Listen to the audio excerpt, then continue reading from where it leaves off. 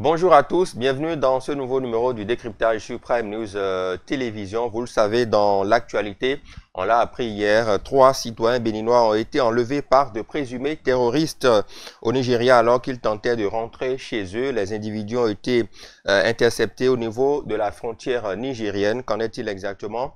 Nous en parlerons. Et puis, toujours au niveau de l'actualité, les 11 femmes prostituées capturées la semaine dernière ont été déposées en prison. On jettera un regard là-dessus. Ce sera bien sûr avec notre confrère en plateau, désormais habitué de cette émission. Il s'agit de Henri Nyambodé, cher ami. Bonjour. Bonjour Stanislas et bonjour à tous les internautes et à tous les téléspectateurs de Prime News TV. Merci de nous convier donc à nous associer à ce plateau qui nous permet monsieur de donner notre point de vue également sur un certain nombre de sujets qui diffèrent la chronique comme je l'ai dit. C'est exact. Merci beaucoup de toujours honorer de votre présence cette émission. Je rappelle que vous êtes journaliste et rédacteur en chef de Radio Tado FM qui émet depuis la commune d'Abomey-Calavi. Voilà, nous sommes au Bénin. On va démarrer par le tout premier sujet. Je l'annonçais. On a appris dans la soirée de ce lundi que des citoyens béninois ont été enlevés par des présumés terroristes au Nigeria alors qu'ils tentaient de rallier le Bénin. Un enlèvement qui suscite quand même des interrogations au regard de ce qu'on nous a dit dans la suite qu'il y a des ravisseurs qui ont demandé une certaine rançon contre leur libération. Oui, ça dit que ce n'est pas le simple terroriste, ça dit que c'est des kidnappeurs qui ont opéré à ce niveau-là, puisqu'on sait que le terrorisme ne répond à aucune norme conventionnelle, c'est une guerre asymétrique. Mais quand il s'agit de rançon, c'est dit que les gens ont opéré via découvert, parce qu'on peut à tout moment les retracer. Quand vous envoyez la photo de ceux que vous avez kidnappés, quand vous demandez, vous appelez pour demander de rançon, c'est-à-dire que vous opérez, vous n'êtes pas dans le même sillage que les terroristes simples. Les terroristes, on sait que ils veulent un changement de mentalité, ils sont dans la quête d'une autre révolution au niveau donc des communautés.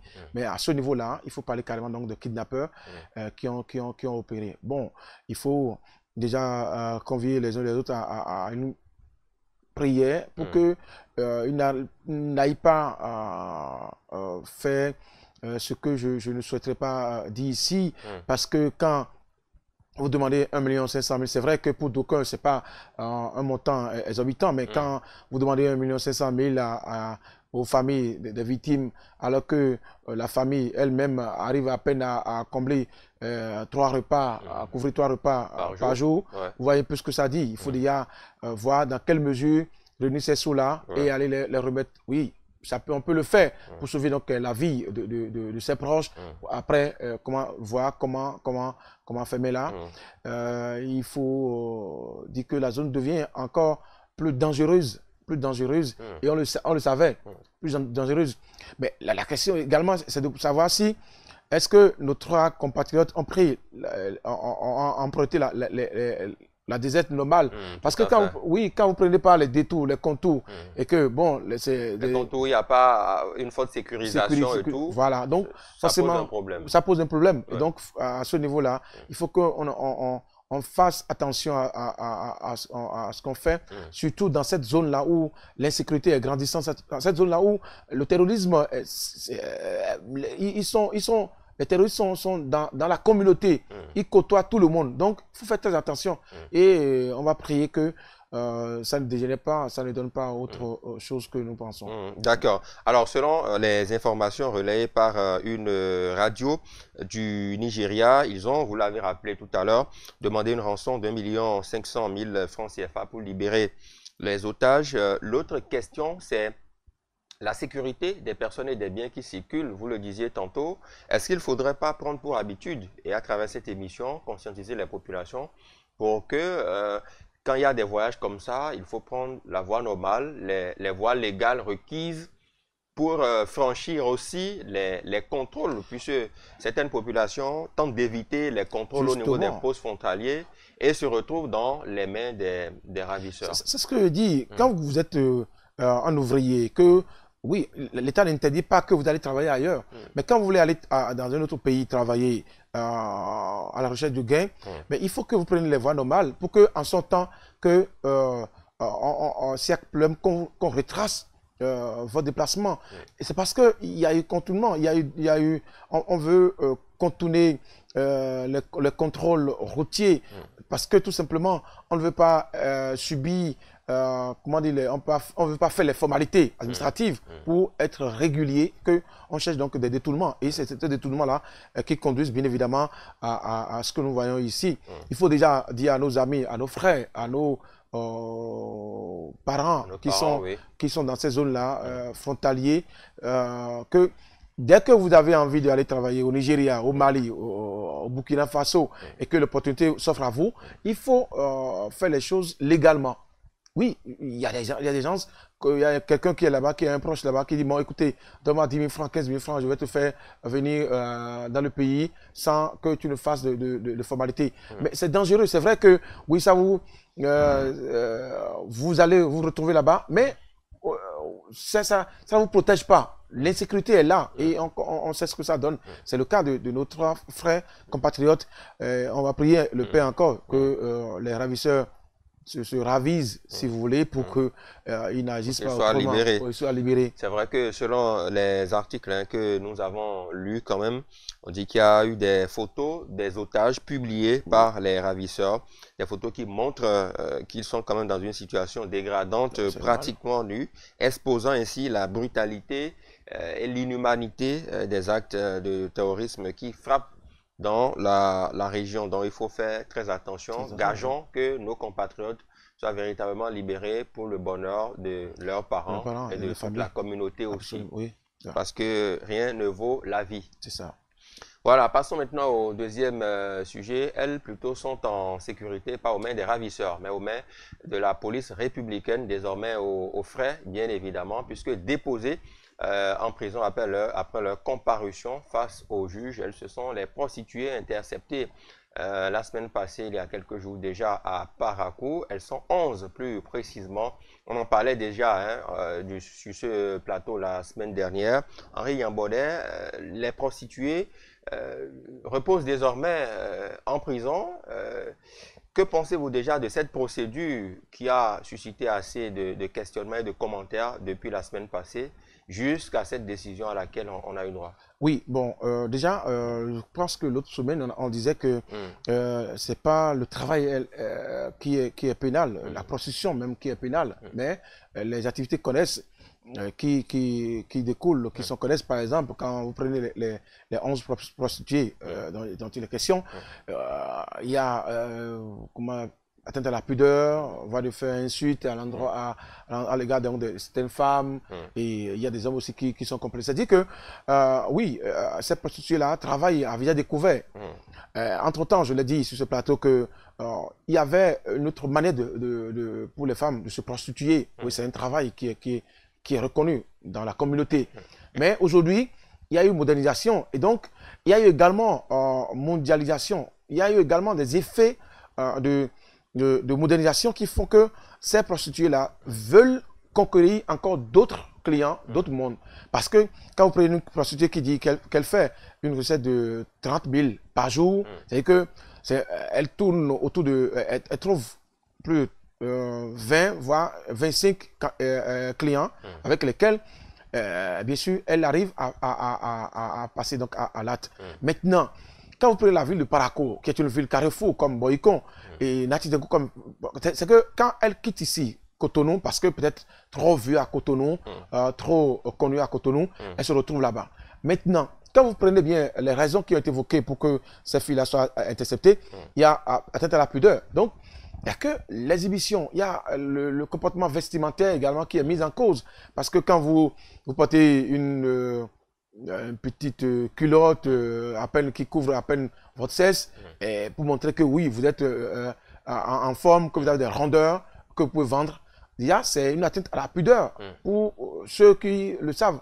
Maintenant, dans l'alentour, vous voyez, Parakou et dans la zone qui est indiquée là, il y a des femmes, d'autres femmes qui sont femmes au foyer, qui ont reçu, qui ont valeur. Et quand on parle Parakou, c'est une ville musulmane, pas totalement musulmane, il y a un bon monde de musulmans là-bas. Donc il y a des valeurs qui sont cultivées là-bas. Et donc ces valeurs-là, les gens veulent l'inculquer à leurs fils, à leurs enfants. Et dès que ces femmes-là voient ce que le comportement que vous adoptez, que vous affichez, elles ne vont pas accepter. Ce qui veut dire que ces prostituées-là, il y a des échanges verbaux entre elles et les femmes qui veulent que leur enfant devienne quelque chose demain.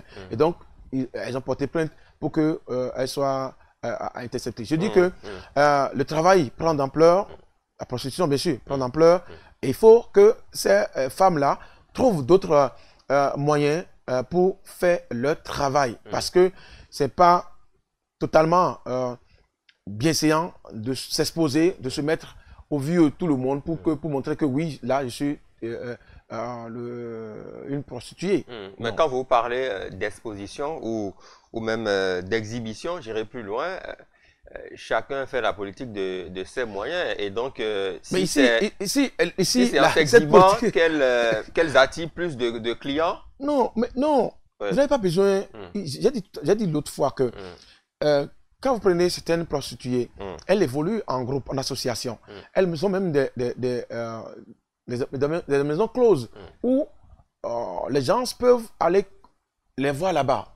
Donc là, dans leur lieu de travail, elles peuvent faire ce que vous voulez là, faire la politique de leurs moyens. C'est pas ce que je veux, c'est ce qui se constate quand même. Mais quand elles sortent dans la rue, quand elles se mettent dans la rue, quand elles se mettent au bord des routes, quand elles se mettent devant des maisons des gens et que je dirais même qu'elles s'accrochent au cou des hommes pour les demander de venir faire de passer à l'acte avec elles. Elles obligent. Elles obligent. Pratiquement. C'est que c'est déjà pénal. Donc, oui, on va faire la politique de ces moyens, mais dans la limite qu'on doit reconnaître. D'accord. C'est vrai que leur procès prévu est fixé pour le 24 septembre 2024. Cette affaire soulève des questions sur la régulation des activités de prostitution et les mesures de sécurité mises en place pour protéger les travailleuses de sexe et le public, selon les articles que nous avons lus. Mais au-delà, Henri Yambonnet, on sait quand même que c'est une nouvelle traque aux prostituées qui a démarré récemment. Le 1er septembre, on l'a observé à Cotonou, on l'a observé à Parakou aussi, à Porto Novo aussi, ça a été annoncé. Est-ce que quelque part, ce n'est pas peut-être une lutte progressive pour tenter de traquer les prostituées ou tenter de réduire le phénomène sur toute l'étendue du territoire? Oui, réduire, je suis d'accord, mais pas totalement enrayer le phénomène. Parce que vous savez, aujourd'hui, qu'est-ce qu'on célèbre dans nos quartiers, dans nos villes? On célèbre quoi? Celui qui a les moyens. Et donc, mais pourquoi vous, on ne vous célèbre pas? Justement, c'est ça, parce que je n'ai pas les moyens. Je n'ai pas les moyens. Je n'ai pas les moyens. Donc aujourd'hui, une femme qui a peut-être loué une cabine dans une agglomération et qui sort le soir et revient le matin et se porte très bien, s'habille très bien, la petite fille qui est à côté va chercher à savoir qu'est-ce que cette femme fait. Et donc, il y a un regard extérieur que la fille jette sur cette prostituée-là. Et quand elle va découvrir que, en réalité, c'est ce travail qu'elle fait, elle va dire, ah bon, donc ça génère de ressources. Vous voyez un peu ce que ça fait? Donc il y a une éducation que ces prostituées-là fait transmettre aux petites filles. Oui. Et dans la communauté, vous savez que tout le monde ne veut pas que leur enfant, c'est pas même de beauté de cœur que les familles entendent que telle fille et telle fille sont de leur famille et qui sont prostituées. Même à un moment donné, vous savez, il y a des études qu'on dit à Galeton, oui. C'est dit que la communauté n'a pas totalement accepté ça. Et entre-temps, il faut rappeler que ce sont les Ghanéennes, toutes mes excuses, les Ghanéennes, les Togolaises, qui venaient au Bénin et ont leur maison quelque part. Et c'est dans la nuit profonde que les grands frères, les grands frères vont les voir pour se satisfaire. Parce qu'entre-temps, les femmes n'est pas disponible, elles sont célibataires. Ils sont célibataires. Mais aujourd'hui, vous tentez de justifier la pratique de la prostitution? Non, je ne tente pas de justifier. Il faut dire que... Les hommes y vont parce que leurs femmes ne sont pas disponibles. Oui, je vous dis, ça c'est vrai. Ah bon? Oui, mais écoutez... Mais il y en a qui ont 3 à 4 femmes à la maison et pourtant vont chez les prostituées. Vous avez raison, vous avez raison. Vous savez, il y a un fait qu'il ne faut Ouais. pas oublier. Ouais. Quand ce que vous cherchez, vous n'avez pas trouvé, vous allez toujours chercher ailleurs. Si ces hommes-là, après avoir 3 femmes, vont toujours chez les prostituées, donc il y a quelque chose que la prostituée sait qui est meilleur plus que chez sa femme. Chez les 4 femmes. Maintenant, on peut aller en Un profondeur. défenseur de... Non, on peut chercher, on peut analyser pour voir si est-ce que ces femmes ne lui refusent pas l'acte. Elles vont toutes refuser au même moment? Oui, ça peut arriver. Quand vous êtes en difficulté avec vos femmes, elles vont refuser. Et là, peut-être que vous n'avez pas donné... Mais pourquoi ne pas résister? Elles refusent, vous résistez. Vous savez, c'est un besoin physiologique qu'on ne peut pas résister. Et ça, quand ça arrive, même vous qui êtes là, même si ça arrive, vous êtes en plateau, vous pouvez dire, bon, ok, je viens d'abord, vous pouvez aller et revenir. C'est une chose qui arrive. Et donc, c'est naturel. C'est naturel. Mais ici, le cas est différent. C'est pourquoi l'autre fois, j'ai dit que elles contribuent, ces femmes-là, ces prostituées-là, contribuent également au développement. J'ai donné l'exemple d'autres prostituées qui se sont constituées en association, qui évoluent bien évidemment en association et qui sont bien payées. Parce que vous savez quoi, c'est pas toutes les prostituées qui s'exhibent, qui se montrent visage découvert. Visage découvert. C'est vrai aussi que il faut rappeler, à toutes fins utiles, nous ne sommes pas en train de jeter la pierre à ceux et celles qui font dans cette pratique-là la prostitution. On ne condamne personne au détour de ces analyses. On est juste en train de se projeter pour voir un peu quelle sera la suite de cette lutte. Donc, nous ne vous en voulons pas et on ne vous juge pas. Qui sommes-nous d'ailleurs pour juger? Personne. Donc, il faudrait que cela soit clarifié. Mais au-delà, Henri, c'est vrai qu'il y a une certaine forme de digitalisation aujourd'hui, vous en faisiez cas tout à l'heure, de cette pratique-là, où il y a même des plateformes qui ont été créées, où les gens vont s'inscrire et font cette pratique-là de façon bien soignée, bien discrète et bien organisée. Peut-être que de plus en plus, ces femmes-là vont se mettre dans cette danse-là. C'est pourquoi je disais qu'il y a plusieurs catégories de prostituées. Il y a celles, on les appelle les busy là, les busy qui ont... Aujourd'hui, quand vous prenez leur numéro, vous les contactez, et vous disent carrément, oui, voici mes conditions pour venir vous voir. Mais celles-là ne s'exposent pas, ne vont pas au bord de voies, de routes. Mais par contre, celles dont nous parlons s'exposent. Donc, elles n'ont pas compris qu'il y a déjà un autre moyen pour faire le travail en griffe. Donc, si elles savent qu'il y a d'autres moyens pour faire le travail, elles ne vont pas s'exposer, elles ne vont pas se mettre au bord de voie pour s'exposer, mais plutôt mettre leur numéro en ligne. Il y a même, je ne sais pas, je vous apprends rien, il y a une qui a rêvé. Oui, il y a une qui a rêvé, qui partage son numéro et elle dit que oui. Vous avez son contact? J'ai son contact. Vous en voulez? Non, j'en veux pas. J'en veux pas. Non. Vous êtes allé là-bas déjà? Non, pas encore. Ah, d'accord, pas encore. Mais vous irez pour vos investigations journalistiques, ça, je présume. Oui, j'en ai déjà fait. Je suis sur une autre piste. Ok, d'accord. Mais là, vous savez, moi, je vais au-delà même de ce qu'elles produisent. Oui, tu fais le travail. Est-ce que un jour, tu penses être sous le toit d'un homme, par exemple? C'est des questions que... Après tout ça là. Parce que quand vous couchez avec, pardon, toutes mes excuses pour ceux qui nous suivent là, quand vous passez à l'acte avec 2, 3 personnes, 5 personnes, 6 personnes, des milliers, vous ne connaissez pas, il y a ce qu'on appelle le karma, il y a également des retombées spirituelles qui sont là. Mais quand vous ne calculez pas tout ça là et que vous exposez, bon, est-ce que vous allez faire ce travail-là jusqu'à la fin de vos jours? Parce qu'à un âge donné, vous devez vous dire, écoutez, il faut que je change de travail. Mais parce que même l'appareil que vous utilisez, à un moment donné, sera fragile. Et quand l'appareil sera fragile... L'instrument de travail va prendre un coup. Il va prendre un coup. Il va s'user au fil du temps. Et là, ce n'est pas remplaçable. Donc, ça ne pourra plus répondre. On ne remplace pas? Bon, jusqu'à aujourd'hui, je ne sais pas encore. Parce qu'elle cherche à utiliser l'autre voie. Bon, d'accord. En tout cas, merci beaucoup, hein, Henri Ambodé, merci beaucoup. Il y a d'autres contours hein, de cette affaire voilà, qu'on va aborder d'ici les prochains numéros. Merci à vous. Vous êtes journaliste, rédacteur en chef de Radio Tado FM qui émet depuis la commune d'Abomey-Calavi. C'est toujours un plaisir de vous recevoir par ici. Merci beaucoup, Stanislas. Merci à tous de nous avoir suivis. On se donne rendez-vous demain pour un autre numéro du décryptage.